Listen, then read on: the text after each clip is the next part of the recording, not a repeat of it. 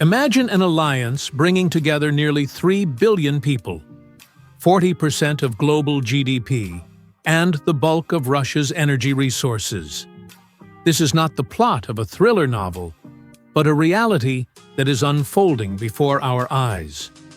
On the 1st of September 2025, one photograph went around the world. In Tianjin, China, Narendra Modi, Xi Jinping and Vladimir Putin appeared hand in hand. The elephant, the dragon, and the bear united. An image unthinkable only months ago, now signaling the possible end of 5 centuries of Western dominance. At the heart of this geopolitical earthquake is Donald Trump. By suddenly imposing 50% tariffs on Indian products, the highest in Asia, he triggered a chain reaction. Rather than weakening New Delhi, he drove it towards Beijing and Moscow, America's historic rivals. Many analysts are already calling it the strategic blunder of the century. For Moscow, the timing could not be better. Since Western sanctions, Russia has needed new markets. India has become a lifeline.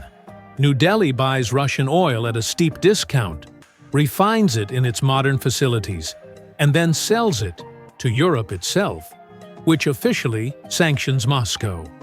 More than $140 billion have already passed through this circuit since 2022. For India, the benefits are obvious.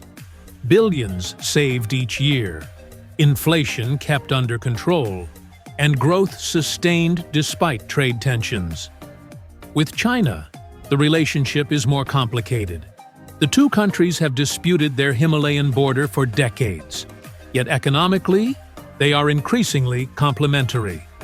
Rising wages mean China is moving away from low-cost production, while India desperately needs industrial jobs for its young and growing population.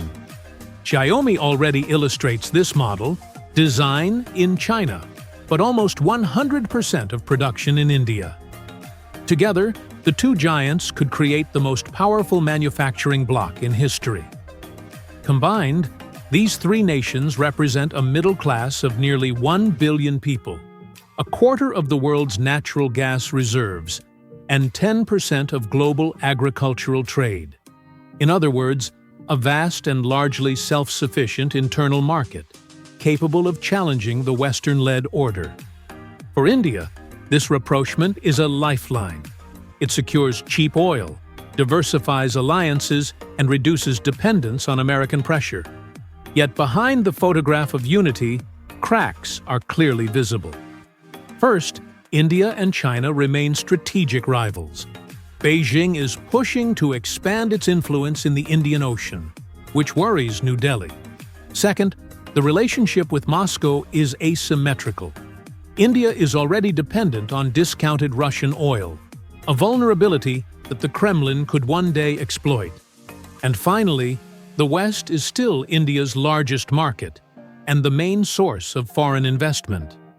Aligning too closely with Beijing and Moscow risks alienating precisely the partners India needs to finance its industrial ambitions. In reality, this alliance is based more on a shared opponent, the United States, than on a long-term shared vision. It is an opportunistic marriage of convenience, fragile and reversible. Yet it is enough to alarm Washington and Brussels because for the first time in centuries, an Eurasian bloc has the potential to seriously challenge Western dominance. Donald Trump, in trying to punish New Delhi, may have set in motion a process that cannot be stopped. Time will tell whether this alliance holds together or collapses under its own rivalries. But one thing is certain: the balance of global power has shifted, and the world will never be the same again.